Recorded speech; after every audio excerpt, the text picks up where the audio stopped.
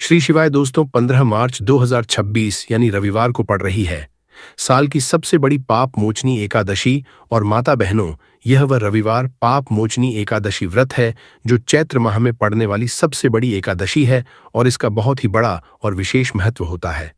अगर कभी भी मौका लग जाए और चैत्र माह की रविवार के दिन पाप मोचनी एकादशी पड़ जाए तो आप लोगों को माचिस की डब्बी वाला उपाय तो जरूर ही करना चाहिए। इन दोनों का संयोग बहुत ही कम आता है। इसी के साथ इस दिन आपको एक माचिस की डब्बी वाला उपाय तो आपको जरूर ही करना चाहिए, क्योंकि ऐसा दिन पूरे साल में सिर्फ एक ही बार आता है। तो माता बहनों, चैत्र माह की सबसे बड़ी पाप मोचनी एकादशी को आप लोग इस माचिस की डब्बी वाला उपाय को जरूर करें।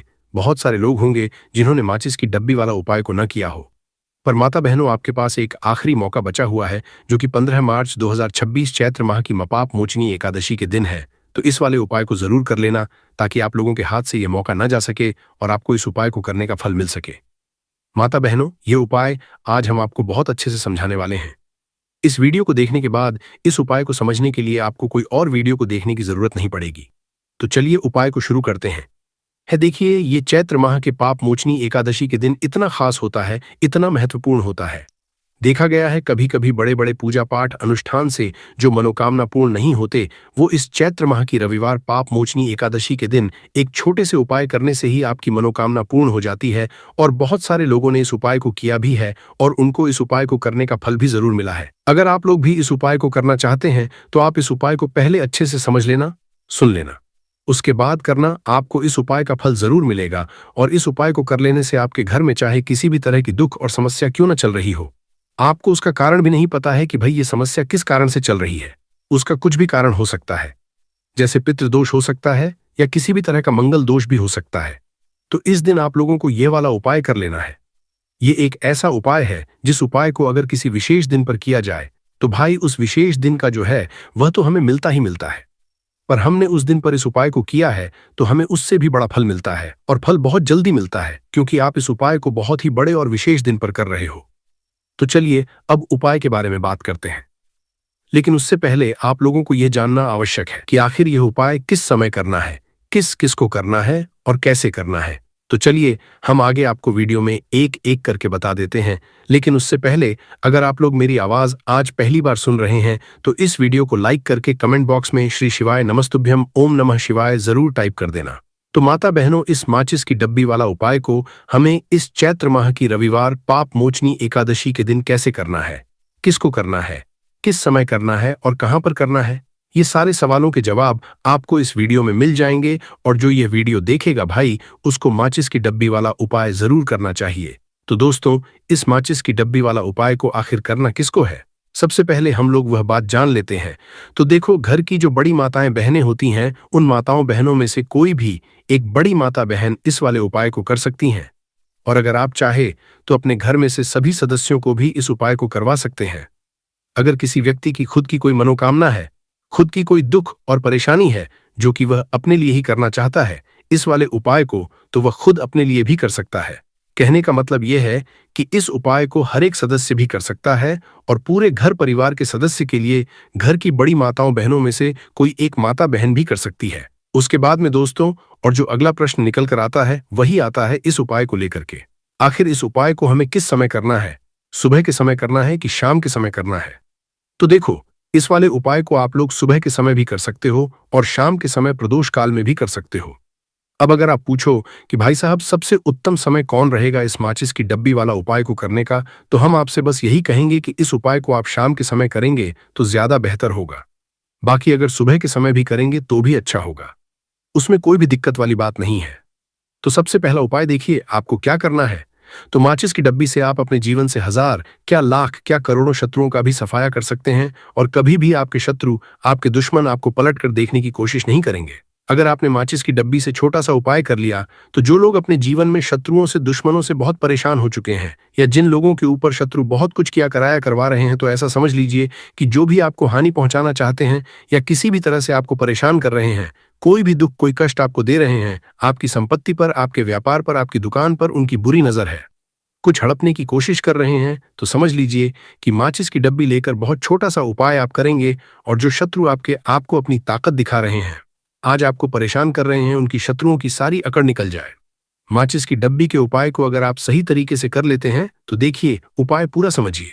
सही से समझ के उपाय करेंगे तो 1% ये उपाय काम करता है और जो भी आपके दुश्मन हैं या जो भी आपके शत्रु हैं, उनका सफाया पूरी तरह से हो जाता है। तो इस उपाय को किसी भी दिन कर सकते हैं।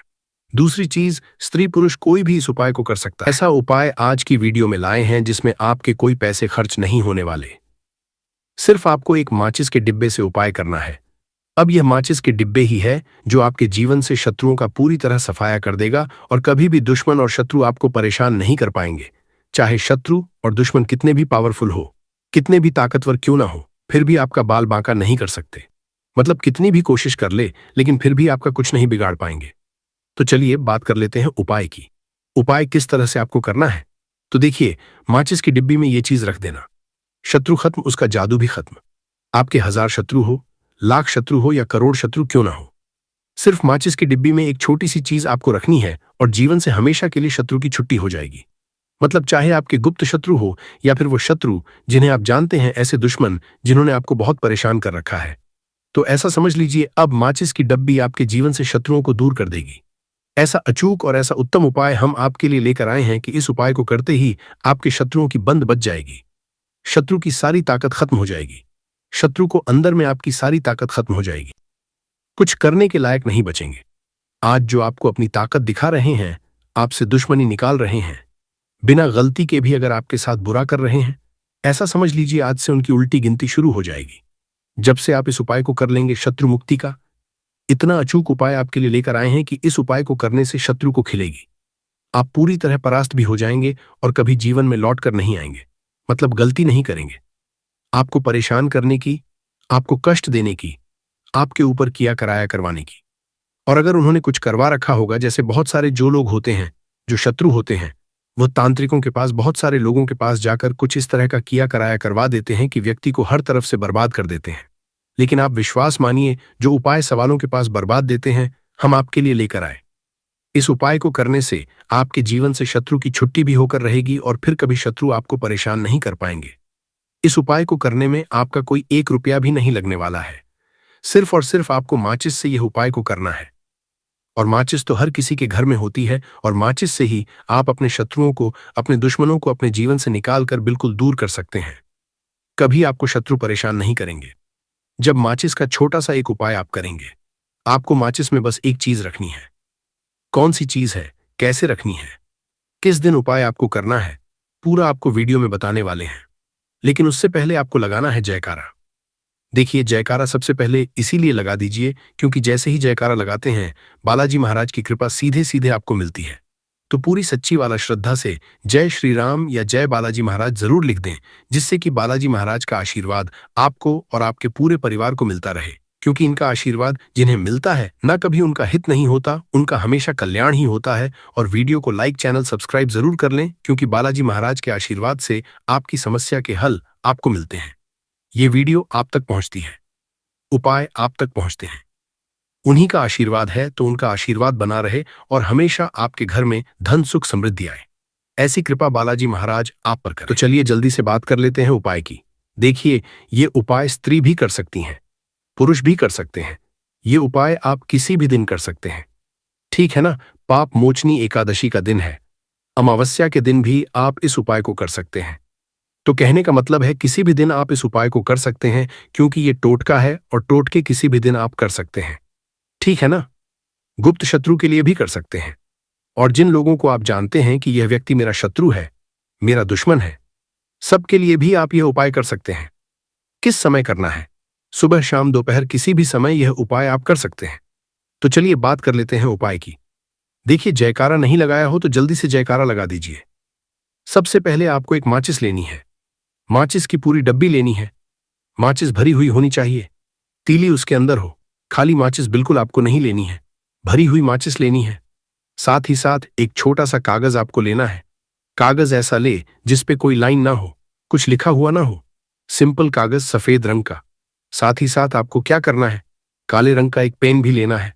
तो काले रंग का मार्कर होता है, वो भी आप ले सकते हैं, कोई भी पेन ले लीजिए, रंग काला होना चाहिए।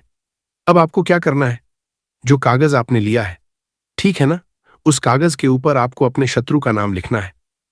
अगर शत्रु का नाम पता है तो मान लीजिए शत्रु का नाम पता ही नहीं है, या शत्रु बहुत है, या गुप्त शत्रु हैं जिनके बारे में आप जानते ही नहीं, क्योंकि देखिए गुप्त शत्रु का कोई पता नहीं लगा सकता।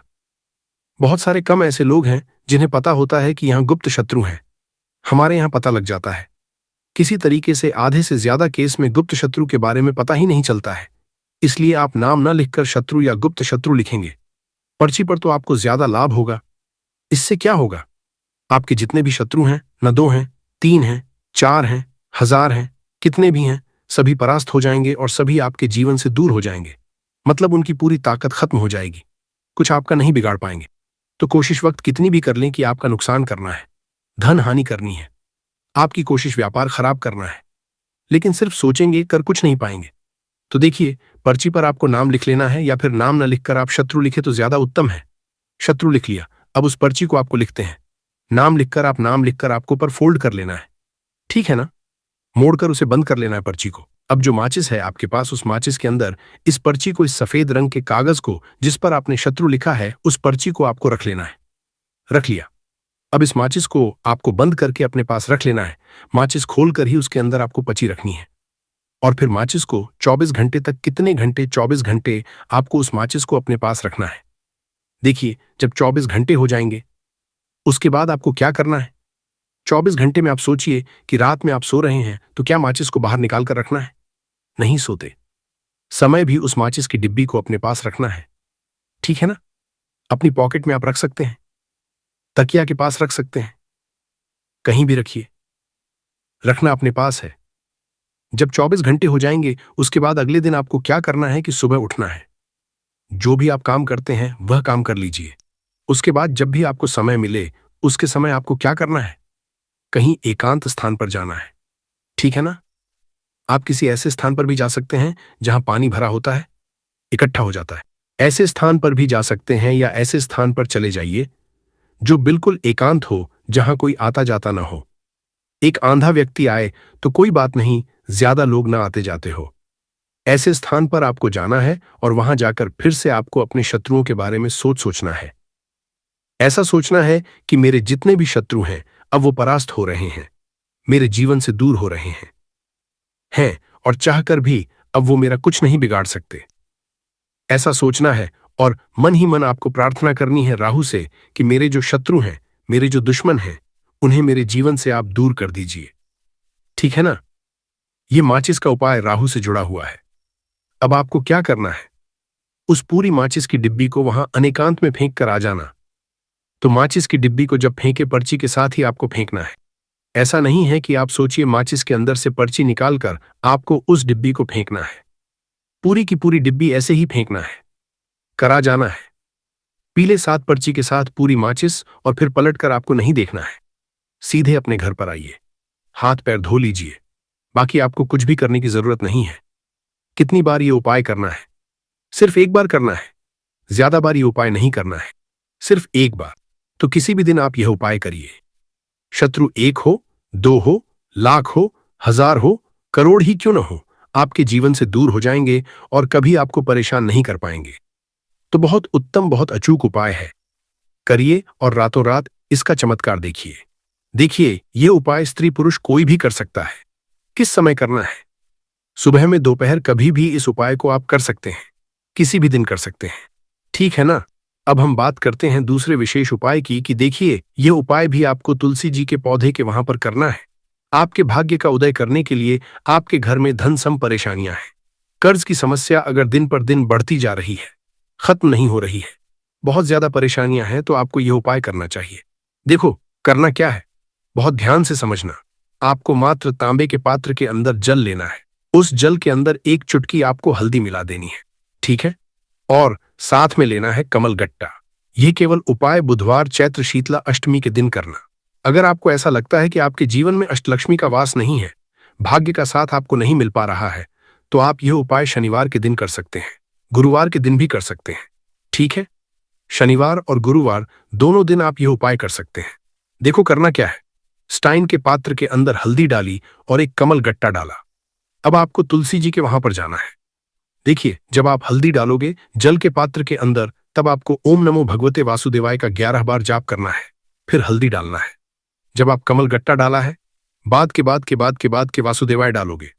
तब आपको ओम श्री नमः या ओम महालक्ष्मी नमः इस मंत्र का जाप करते हुए एक कमल गट्टा डालना है। 11 बार जाप करना है। ठीक है। कमल गट्टा और हल्दी दोनों होना चाहिए। कमल गट्टा महालक्ष्मी का प्रतीक समझा जाता है और हल्दी जो है वह भगवान विष्णु के निमित्त आप हल्दी डालेंगे। ठीक है। इस जल को आपको तुलसी जी की जड़ में अर्पित करना है। ओम नमो भक्त वासुदेवाय का जाप करते हुए बस इतना सा उपाय करना। धन संबंधित को कोई भी परेशानियां हैं वे सब दूर हो, ऐसी आपको प्रार्थना करनी है। आपकी कर्ज से जुड़ी कोई परेशानी हो तो ऐसी प्रार्थना करनी है कि दूर हो जाए। ऐसी कामना करते हुए यह दूसरा प्यारा सा उपाय आपको करना है। तो देखो, ये हो गया दूसरा उपाय जो कि आप सुबह से लेकर के शाम तक कर सकते हैं। गुरुवार या शनिवार के दिन सिर्फ एक बार ही करना है।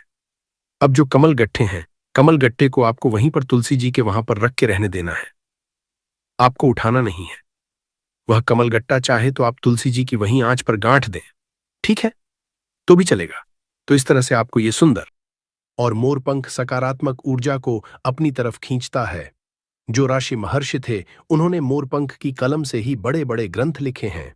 मोरपंख की उपयोगिता बताने लायक नहीं है, क्योंकि आयुर्वेद में भी इसका अच्छा खासा महत्व होता है और शास्त्रों के अनुसार संध्या नाम का एक स्वर्ग पर उसने अधिपत्य कर लिया था, देवताओं को बंदी बना लिया था।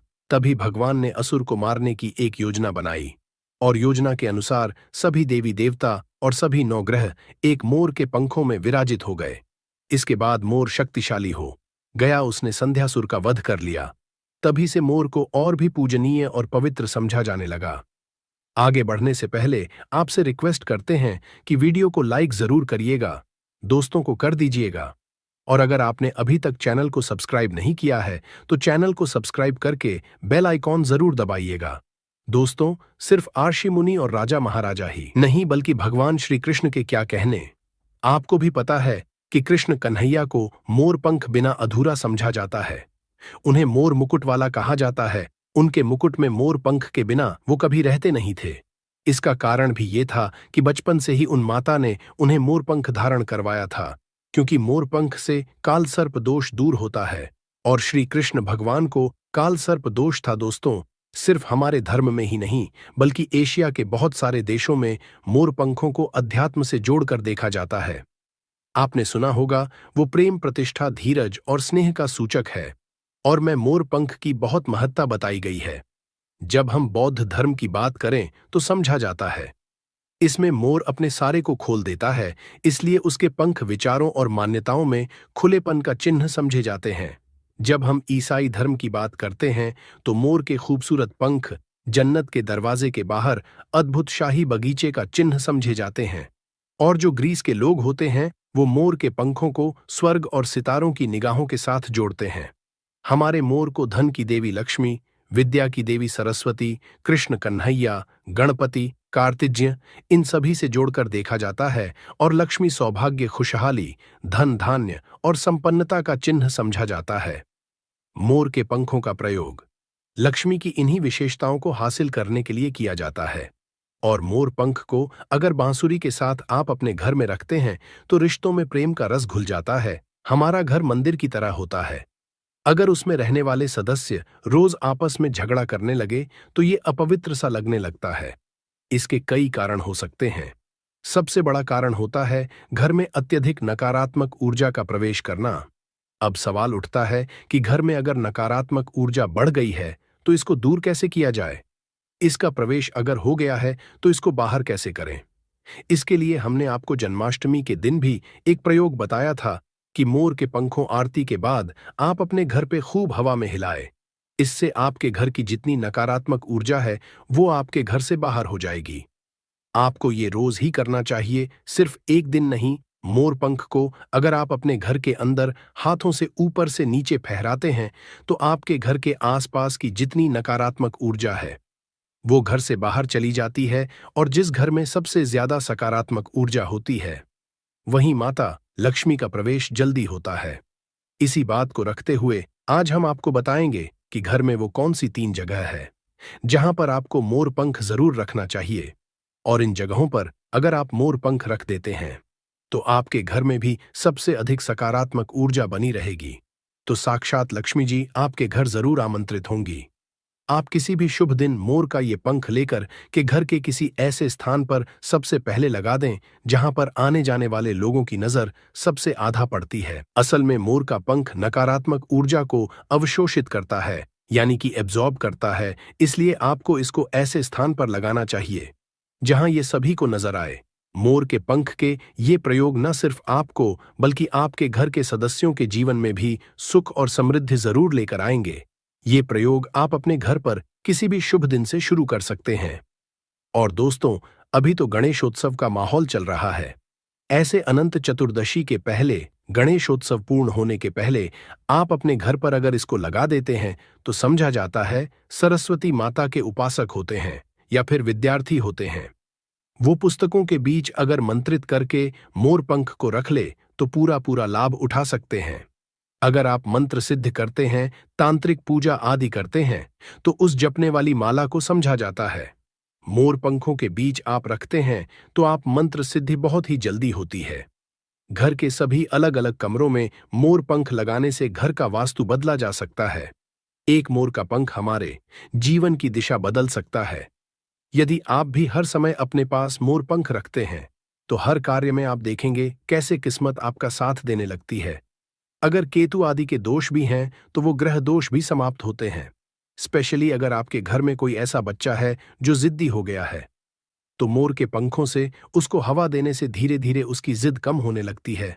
अगर वो ऐसे नॉर्मली आपको हवा नहीं देने दे तो आप उसके जो छत का पंखा होता है उसमें मोर पंखों को लगा दें, और पंखा जब चलेगा तो उसके चलने पर मोर के पंखों की हवा भी बच्चे को लगेगी। इससे धीरे धीरे उसकी हठ और जिद कम हो जाएगी। दोस्तों, मोरके को चांदी की ताबीज में डालकर नवजात बच्चे के सिरहाने रखते तो बच्चे की नजर दोष और किसी भी तरह के अलावला से रक्षा होती है। यहां तक कि बड़े लोग भी अगर मोर पंख को बिस्तर के नीचे अपने सिरहाने रख के सोते हैं तो समझा जाता है कि किसी भी तरह के बुरे स्वप्न या अलग तरह के स्वप्न इनके दोष आदि नहीं होते हैं। अगर आपके बच्चे का पढ़ाई में मन नहीं लगता है, कमजोर है, तो उनके कमरे में मोर पंख लगाएं, स्पेशली उनके स्टडी टेबल में लगाएं, और जिस सब्जेक्ट में बच्चा वीक उसके उस बुक में आप मोर के पंखों को रख दें। आप देखेंगे थोड़े ही दिनों में बच्चे का कैसे कंसंट्रेशन पावर बढ़ता है, मेमोरी पावर बढ़ती है और बच्चा पढ़ाई में तेज होने लगता है। सरस्वती माता के उपासक और विद्यार्थियों को पुस्तक में मोर का पंख जरूर रखना चाहिए। दोस्तों, ये तो हुई बच्चों की बात, लेकिन जब बड़ों की बात होती है, कई बार हम बहुत सारे काम हाथ में ले लेते हैं। काम होते होते लास्ट में रुक जाता है या लंबे समय अटका हुआ आ जाता है। काम बढ़ता ही है, तो ऐसे में यदि आप अपने घर के बेडरूम के पूर्वी दक्षिण यानी south east corner of the house है, उसमें मोर का पंख लगाते हैं तो आपके अटके हुए कार्य पूरा होने के योग बनने लगते हैं। घर में अगर पैसों की बरकत नहीं होती है, धन आता है रुकता नहीं है, तो इसी कोण में यानी दक्षिण पूर्व कोण में आप इसको लगा देते हैं तो घर में बरकत बढ़ती है। और अचानक कष्ट जो आते हैं या एक्सीडेंट जैसे अचानक अचानक जो प्रॉब्लम्स आती है, उन सब से आपको मिलती है। आप चाहें तो आपका जो घर है या फिर दुकान की जो दक्षिण पूर्व दिशा है, वहां पर मोर का पंख स्थापित करते हैं। और व्यापारिक स्थल में अगर आप इसको स्पेशली स्थापित करते हैं तो आपके घर में कभी भी पैसों की कमी नहीं होती। आप चाहें तो अपनी जेब में या डायरी में मोर का पंख रखें, इससे भी आपको राहु दोष प्रभावित नहीं करता। और मन चाहे पैसा का समझे के बाद भी अगर पैसा नहीं टिकता है तो आपके घर के साउथ ईस्ट कॉर्नर में मोर पंख जरूर लगाना चाहिए। एक और फायदा है मोर का पंख घर में लगाने से, वो ये होता है कि घर में अगर आपके आसपास सांपों का डेरा है तो समझा जाता है घर में सांप प्रवेश नहीं करता, या किसी घर में किसी मेंबर को कालसर्प दोष है, राहु केतु दोष है, तो भी मोर पंख लगाने से उस घर में ग्रहों का असर नष्ट हो जाता है। क्यों समझा जाता है? क्योंकि मोर और सर्प में शत्रुता होती है, अर्थात सर्प शनि तथा राहु के सहयोग से बनता है। और यदि मोर का पंख घर के पूर्वी और पश्चिम दीवार में या आपके जेब और डायरी में रखा जाए तो राहु का दोष कभी उसको परेशान नहीं करता है। घर में सर्प हो, मच्छर हो, बिच्छू हो, इस तरह के विषैले जंतुओं का भय नहीं रहता। अब 3 कोने कौन कौन से हैं जिसमें आपको मोर का पंख रखना चाहिए ताकि आपकी आमदनी गुना बढ़ सके? पहला मोर पंखा आपको घर की अलमारी में या तिजोरी में रखना है। आप घर में जिस स्थान पर सबसे ज्यादा पैसा रखते हैं वहीं पर मोर पंख आपको रखना चाहिए, इससे आपकी तिजोरी में धन बढ़ने लगेगा। साथ ही साथ इससे पहले से रखा हुआ धन धीरे धीरे खर्च होगा, आप खुद देखेंगे, आपकी सेविंग बढ़ने लगेगी, बरकत बढ़ने लगेगी और धन की इनकम दिनों दिन बढ़ती चली जाएगी। दूसरा, मोर पंख आप अपने घर के रखें या घर के ईशान कोण यानी north east corner of the house में रखें, या फिर जहां पर आप घर में भगवान को रखते हैं वहीं इस मोरपंख को रख दे। चाहे तो आपका बंडल बनाकर रख सकते हैं या फिर आप चाहें तो श्री कृष्ण भगवान के मुकुट पे इसको धारण करा सकते हैं। और रोज आप जब भगवान की पूजा करते हैं उस समय इस मोरपंख की भी आपको पूजा करनी चाहिए। इससे आप देखेंगे पैसों के मामले में किस्मत जाएगी और धन आगमन के नए द्वार आपके लिए खुलते चले जाएंगे। तीसरा, मोरपंख आपको कहाँ रखना है? आपको अपने बेडरूम में बिस्तर के नीचे रखना है। ऐसा करने से आप जब बेड पर सोएंगे आपके अंदर काफी सारी पॉजिटिव एनर्जी आती है और आपको अच्छे से सोचने में और काम पर फोकस करने में मदद मिलती है। आपके जीवन में सफलता तो आती ही है, साथ ही साथ पैसों की आवक भी बढ़ जाती है। आप इसे ऐसे लगाएंगे, अपने बेड का जो गद्दा होता है, चादर लगाते हैं, उसके नीचे आपको मोर पंख बिछा देना चाहिए, उसके ऊपर चादर लगाएं और फिर उस पर आपको सोना चाहिए। आप यदि अपने घर के मुख्य द्वार पर 3 मोर पंख लगा लेते हैं, और दोस्तों ये जो गणपति विसर्जन होने वाला है अनंत चतुर्दशी को, उसके पहले आप ये छोटा सा काम है। वैसे क्या करना है, 3 मोर पंख और एक छोटी सी भगवान गणेश की प्रतिमा मुख्य द्वार पर स्थापित कर लें। आप चाहें तो चित्र भी स्थापित कर सकते हैं। अगर आपके पास गणपति देव की प्रतिमा नहीं है या आप अफोर्ड नहीं कर सकें तो ऐसे लगा दें। आप देखेंगे जिस घर में आप रहते हैं उस घर का वास्तु दोष दूर हो जाता है, साथ ही साथ किसी की बुरी नजर भी आपके घर पर नहीं पड़ती है। दोस्तों कुछ लोग अक्सर कहते हैं कि ऐसे गणपति देव की प्रतिमा लगानी चाहिए कि मुख्य द्वार के आगे और पीछे सेम साइंस की देव की प्रतिमा होनी। आपको हम बता दें, ऐसा कुछ भी सच नहीं है। ये सिर्फ एक भ्रांति है जो कुछ साल पहले फैला दी गई थी कि जहां भी मूर्ति लगाए गणपति देव की, वहां पर आपको आगे और पीछे गणपति देव की सेम साइंस की मूर्ति लगानी पड़ती है, क्योंकि गणपति देव की पीठ में दरिद्रता का वास होता है। ऐसा कुछ भी नहीं है। गणपति देव उतने ही पवित्र हैं आगे से जितने पीछे से हैं, इसलिए कभी भी मन किसी तरह का वहन विचार न करे। हमेशा गणपति देव की एक प्रतिमा आप अपने मुख्य द्वार पर लगाए।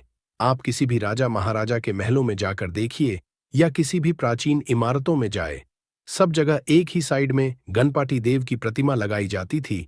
कोई भी अंदर की ओर प्रतिमा नहीं लगाते हैं, इसलिए अपने घर के मुख्य द्वार पर एक गणपति देव की छोटी सी प्रतिमा लगाए, उसके साथ 3 मोर पंखों को लगाए और फिर देखे घर में कैसा माहौल होता है।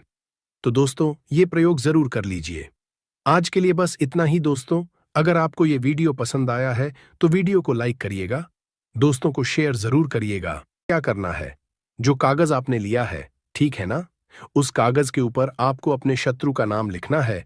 अगर का नाम पता है तो मान लीजिए, शत्रु का नाम पता ही नहीं है या शत्रु बहुत हैं या गुप्त शत्रु हैं जिनके बारे में आप जानते ही नहीं, क्योंकि देखिए गुप्त शत्रु का कोई पता नहीं लगा सकता। बहुत सारे कम ऐसे लोग हैं जिन्हें पता होता है कि हाँ गुप्त शत्रु हैं हमारे, या पता लग जाता है। किसी तरीके से आधे से ज्यादा केस में गुप्त शत्रु के बारे में पता ही नहीं चलता है। इसलिए आप नाम ना लिखकर शत्रु या गुप्त शत्रु लिखेंगे पर्ची पर तो आपको ज्यादा लाभ होगा। इससे क्या होगा, आपके जितने भी शत्रु हैं, ना 2 हैं, 3 हैं, 4 हैं, 1000 हैं, कितने भी हैं, सभी परास्त हो जाएंगे और सभी आपके जीवन से दूर हो जाएंगे। मतलब उनकी पूरी ताकत खत्म हो जाएगी। कुछ आपका नहीं बिगाड़ पाएंगे, तो कोशिश वो कितनी भी कर लें कि आपका नुकसान करना है, धन हानि करनी है, व्यापार खराब करना है, लेकिन सिर्फ सोचेंगे कर कुछ नहीं पाएंगे। तो देखिए पर्ची पर आपको नाम लिख लेना है, या फिर नाम ना लिखकर आप शत्रु लिखें तो ज्यादा उत्तम है। शत्रु लिख लिया, अब उस पर्ची को आपको फोल्ड कर लेना है, ठीक है ना, मोड़कर उसे बंद कर लेना है पर्ची को। अब जो माचिस है आपके पास, उस माचिस के अंदर इस पर्ची को, इस सफेद रंग के कागज को जिस पे आपने शत्रु लिखा है, उस पर्ची को आपको रख लेना है। रख लिया, अब इस माचिस को आपको बंद करके अपने पास रख लेना है। माचिस खोलकर ही उसके अंदर आपको पर्ची रखनी है और फिर माचिस को 24 घंटे तक, कितने घंटे, 24 घंटे यानी 24 आवर, 24 घंटे आपको उस माचिस को अपने पास रखना है। देखिए जब 24 घंटे हो जाएंगे उसके बाद आपको क्या करना है, 24 घंटे में आप सोचें कि रात में आप सो रहे हैं, तो क्या माचिस को बाहर निकाल कर रखना है?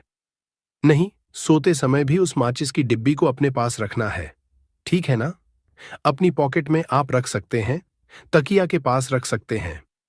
कहीं भी रखिए, रखना अपने पास। जब 24 घंटे हो जाएंगे, उसके बाद अगले दिन आपको क्या करना है कि सुबह उठना है।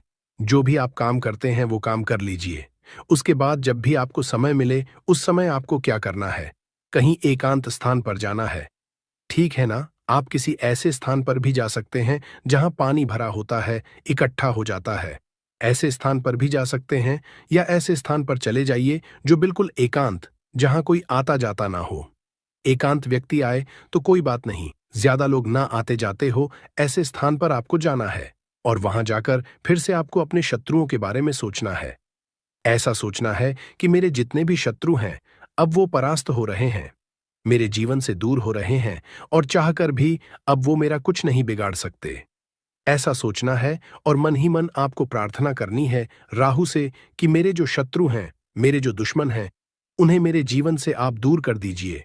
ठीक है ना? ये माचिस का उपाय राहु से जुड़ा हुआ है। अब आपको क्या करना है? उस पूरी माचिस की डिब्बी को वहां एकांत में फेंक कर आ जाना है।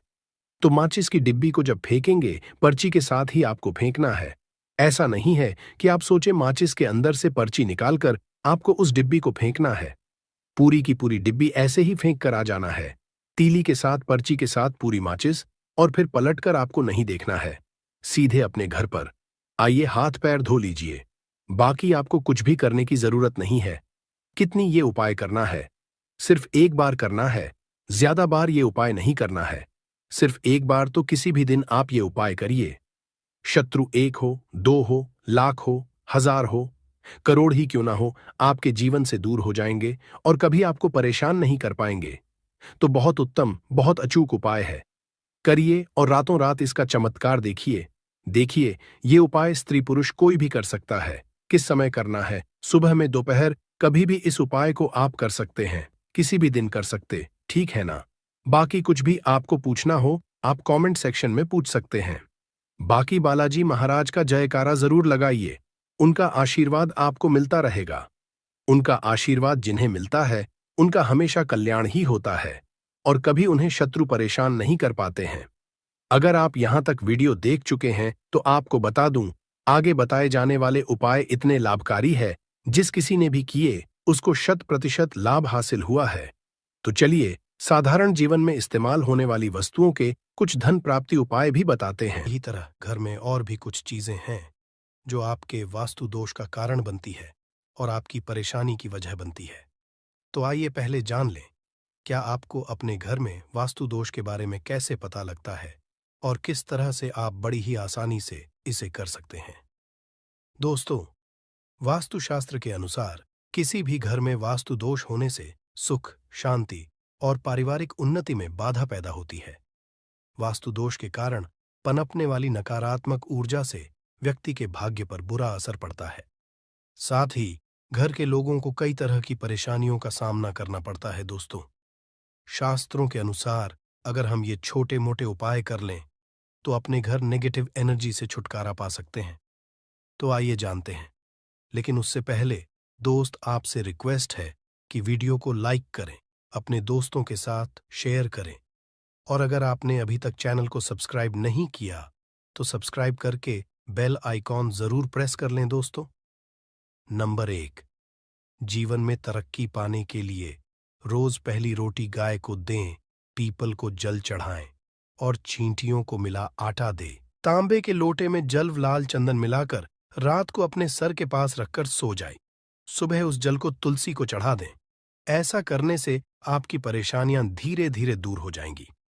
नंबर 2, वास्तु के मुताबिक अगर आपके घर में तिजोरी है और आप उसके सामने शीशा लगा दें तो इससे धन में बरकत होती है।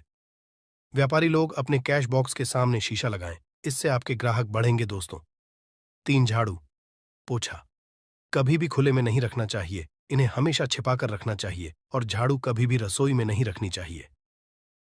नंबर 4, शौचालय का दरवाजा हमेशा बंद होना चाहिए। माना जाता है कि घर की नकारात्मक ऊर्जा शौचालय में ही बात करती है। ऐसे में अगर शौचालय का दरवाजा खुला रहता है तो नकारात्मक ऊर्जा आपके घर में प्रवेश करती है। नंबर घर में सुख शांति के लिए कपूर को घी में डूबाकर सुबह शाम जलाना चाहिए। इससे घर में वास्तु दोष भी कम होता है और रह रहे सदस्यों के जीवन की परेशानियां दूर होती हैं। दोस्तों, नंबर 6, दुर्घटना से बचने के लिए शाम को हनुमान चालीसा के बाद कपूर जरूर जलाना चाहिए। नंबर 7, घर में जिस जगह वास्तु दोष हो वहां कपूर की 2 टीकियां रखें। खत्म हो जाने के बाद वहां दोबारा इसे रखें। नंबर 8, अस्त के बाद कभी भी किसी को दूध, दही या प्याज नहीं देना चाहिए, ये भाग्य में बाधक भी बन सकता है। नंबर 9, घर के मुख्य द्वार पर कूड़ादान कभी भी न रखें। नंबर 10, घर में टूटा हुआ शीशा कभी भी नहीं होना चाहिए। नंबर 11, अच्छे भाग्य के लिए सुबह नहाते समय पानी में थोड़ा सा कपूर का तेल मिलाएं। शनिवार को चमेली का तेल भी मिला सकते हैं। नंबर 12, लक्ष्मी की कृपा पाने के लिए रोज रात को रसोई अच्छी तरह से साफ करके चांदी की कटोरी में कपूर और लौंग जलाएं। यह प्रक्रिया रोज की जाए तो घर में बरकत बनी रहती है और मां लक्ष्मी जल्द ही ऐसे घर से आकर्षित होती है। ऐसे घरों से नकारात्मकता हमेशा दूर रहती है।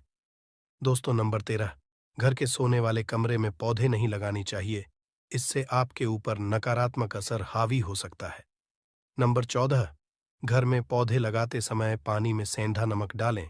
सादे नमक का भी आप उपयोग कर सकते हैं, लेकिन दोस्तों ज्यादा फलदायी होता है। आपको शुभ फल जल्द ही हासिल होंगे। दोस्तों, घड़ी की सही दिशा आपके जीवन को भी सही रास्ता दिखाने में मदद कर सकती है।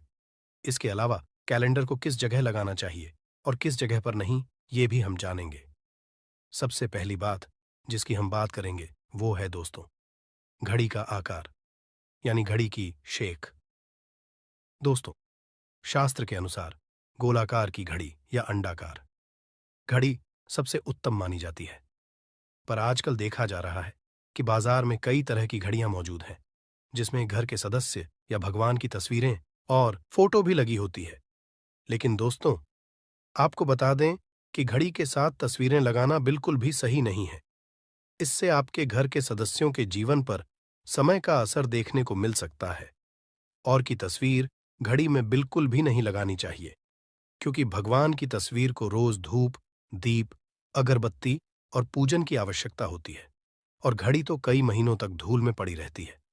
इससे भगवान का अपमान होता है और यह शुभ नहीं माना जाता। हो सके तो घड़ी का आकार गोल और अंडाकार ही पसंद है।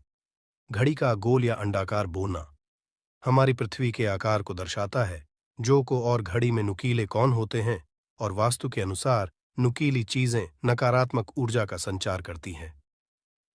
दोस्तों, अगली बार जिसका आपको ख्याल रखना है वो ये है कि घड़ी को स्वच्छ रखें, साफ सफाई का ध्यान रखें, धूल ना जमा होने दें और कहीं से भी घड़ी टूटी फूटी नहीं होनी चाहिए। दोस्तों, जैसा कि हम सभी चाहते हैं कि हमारे जीवन में सब अच्छा और बेहतर होता रहे, तो उसके लिए हम खुद को संवारे रखते हैं, नए कपड़े और नए आभूषण पहनते हैं।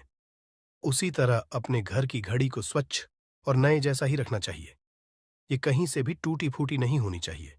समय समय पर घड़ी पर चढ़ी धूल और जालों को साफ करते रहें, जिससे आपका भाग्य भी धुंधला नहीं पड़ेगा। दोस्तों, कई घरों में आदत होती है कि पुरानी गाड़ी को बनवा कर ही चलाते रहते हैं। एक जगह नई घड़ी आई तो पुरानी किसी और जगह लगा देते हैं। कृपया ध्यान रखें, घर में पुरानी या फिर टूटी हुई या धूल चढ़ी हुई और बंद गाड़ी तो बिल्कुल भी ना रखें। क्यों? इससे घर में नकारात्मकता और दरिद्रता का वास होने लगता है। बंद पड़ी घड़ी को घर में रखने से व्यक्ति के जीवन में नए अवसर नहीं आते और वो अपने कार्य में सफलता हासिल नहीं कर पाता।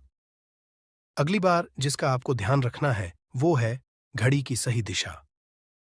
घड़ी को कभी भी दक्षिण दिशा में नहीं लगाना चाहिए। दक्षिण दिशा यमलोक की दिशा मानी जाती है। काल का अंतिम चक्र यहीं से शुरू होता है। इसीलिए वास्तुशास्त्र में इस दिशा को घड़ी के लिए अशुभ माना गया है।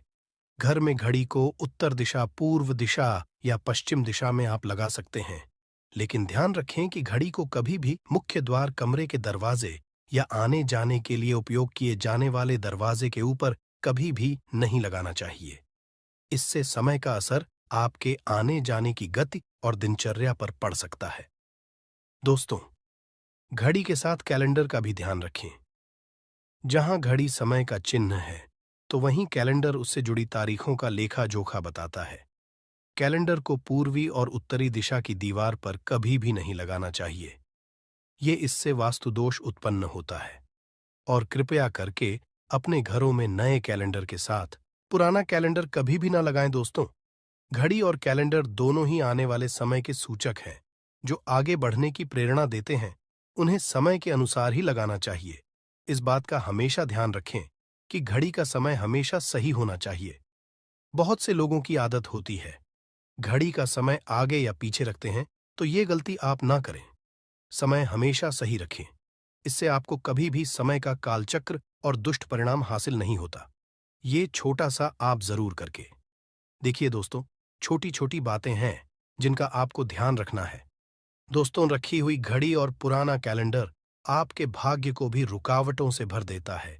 इसीलिए वक्त के साथ आगे बढ़ते रहने के लिए घड़ी और कैलेंडर को बदलते रहिए। और कैलेंडर को कभी भी अपने सोने के कमरे में ना लगाएं, ना ही इसे कभी मुख्य द्वार पर टांगे। ये शुभ नहीं माना जाता।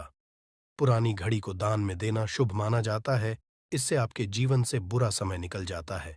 इसीलिए अगर आपके घर में कोई पुरानी घड़ी है जो टूटी फूटी ना हो और खराब ना हो, तो वो आप किसी जरूरतमंद को दान में जरूर दें। दोस्तों, हमारे हिंदू संस्कृति में प्रत्येक घर में प्रतिदिन पूजा पाठ करने की परंपरा है। और इसके लिए सभी अपने घरों में अपने आराध्य का छोटा सा ही क्यों ना हो, परंतु एक मंदिर अवश्य ही बनाते हैं। नियमित पूजा पाठ करने से न सिर्फ मानसिक शांति मिलती है, बल्कि पूरे घर में सकारात्मक ऊर्जा भी व्याप्त हो जाती है। परंतु यह बात भी सच है कि पूजा पाठ करने के कुछ नियम भी होते हैं, जिन्हें यदि हम कर देते हैं तो हमें हमारी पूजा का पूरी तरह से फल हासिल नहीं होता। पूजा करने के नियम प्राचीन काल से ही चले आ रहे हैं, जो कि एक ठोस धरातल पर आध्यात्मिक और वैज्ञानिक दोनों ही दृष्टिकोण से ध्यान में रखकर बनाए गए हैं। इसलिए हमें इन नियमों को बिल्कुल भी अनदेखा नहीं करना चाहिए। ऐसा ही एक महत्वपूर्ण नियम है नाद, यानी कि पूजा करते समय हम जब घंटी बजाते हैं, उसे बजाने के लिए शास्त्रों कुछ नियम निर्धारित किए गए हैं। शास्त्रों में देवताओं के सामने घंटी बजाने का बहुत अधिक महत्व बताया गया है, जिसे हम इस कृष्ण श्लोक के द्वारा समझ सकते हैं। आगम अर्थमतु देवानाम गमन अर्थम तु राक्षसाम घन्यथा रावम करुमियादो। देवता आह्वान चरण, इसका अर्थ है कि घंटी बजाने से देवताओं का आगमन और राक्षसों का गुमान होता है, और जो घंटियां राक्षसों से हमारी रक्षा करती है उसे हमारा नमन है। तो चलिए दोस्तों, जान लेते हैं कि पूजा करते समय जब हम घंटी बजाते हैं तो उसके पीछे क्या कारण है, घंटी को बजाने के क्या नियम है, और पूजा के वक्त घंटी बजाते समय होने वाली गलतियां कौन सी है जो हमें भूल कर भी नहीं करनी चाहिए। दोस्तों, क्या आपने कभी अपने घर के मंदिर में रखी हुई घंटी को ध्यान से देखा है? अगर आप ध्यान से देखेंगे तो आपको घंटी के ऊपरी हिस्से पर, यानी जहां से हम इसे पकड़ते हैं, उस पर गरुड़ बना हुआ देता है। अंततः घर पर जो हम घंटी इस्तेमाल करते हैं उसे गरुड़ घंटी कहा जाता है। पूजा करते समय गरुड़ घंटी का उपयोग भगवान को आमंत्रित करने, अर्थात भगवान का आवाहन करने के लिए किया जाता है, जिससे एक सुंदर ध्वनि से भगवान का आवाहन करने का आभास होता है। जब हम विधि विधान से पूजा करते हैं तो उसमें घंटी का उपयोग अवश्य रूप से करते हैं। पूजा संपन्न होने पर आरती करते विशेष रूप से नाद होना चाहिए, नहीं तो हमारी पूजा आदि अधूरी मानी जाती है। परंतु हम में से अधिकांश लोग इसे मात्र एक सामान्य प्रक्रिया मानते हैं और पूजा करते समय घंटी बजाना भूल जाते हैं। तो आइए जानते हैं उन नियमों के बारे में। मतलब आज की वीडियो पूरी तरह से आपके प्रश्नों पर आधारित है, जिनका उत्तर मैं आपको शास्त्रों के अनुसार देने का पूरा प्रयास करूंगा। तो वीडियो को पूरा जरूर देखें, और अगर आपको आज की वीडियो अच्छी लगे तो इसे लाइक जरूर कीजिए। जय मां लक्ष्मी आपके इस वीडियो को जो भी लाइक और चैनल को सब्सक्राइब करें, उसके जीवन में कभी भी धन की कमी ना होने देना। दोस्तों, हमारे प्राचीन शास्त्र की मान्यता है कि सृष्टि के निर्माण के समय सबसे पहले जो बड़ी सी ध्वनि निकली थी वह घंटी की आवाज के समान सुनाई दी थी। घंटी की ध्वनि में ओमकार नाथ का भी आभास होता है, इसलिए घंटी को ईश्वर की आवाज मानते हुए पूजा में स्थान मिला है। इसलिए घंटी का कभी भी अपमान न करें और जिस तरह से देवी देवता की पूजा की जाती है, वैसे ही घंटे की भी पूजा करनी चाहिए।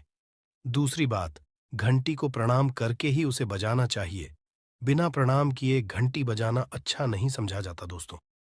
आपने अक्सर यह महसूस किया होगा कि पूजा करते समय जैसे ही घंटी बजाई जाती है, तो पूरे घर के साथ साथ संपूर्ण वातावरण शुद्ध और पवित्र सा हो जाता है और चारों ओर सकारात्मकता फैल जाती है। परंतु यदि हम नियमों को नजरअंदाज कर देते हैं, तो हमें इसका संपूर्ण फल नहीं मिल पाता है। दोस्तों, अधिकतर लोग पूजा संपन्न होने पर सिर्फ आरती के समय ही घंटी बजाते हैं, परंतु यह भी ध्यान रखें कि भगवान को जल अर्पण करते समय, धूप दीप लगाते समय, नैवेद्य अर्पण करते समय